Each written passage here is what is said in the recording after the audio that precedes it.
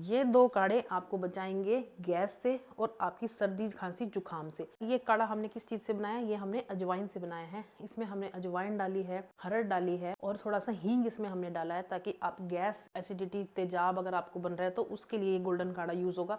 और इस काढ़े में हमने क्या डाला है? ये सर्दी, खांसी, जुकाम, बुखार सबको दूर करेगा। इसमें हमने काली मिर्च डाली है, लौंग डाली है, दालचीनी इसमें हमने डाली है, थोड़ा सा मंजिष्ठा हमने इसमें डाला है। तो ये 2 गोल्डन काढ़े आप भी बनाकर पीजिए आज ही और अपने शरीर को कीजिए रोगों से दूर।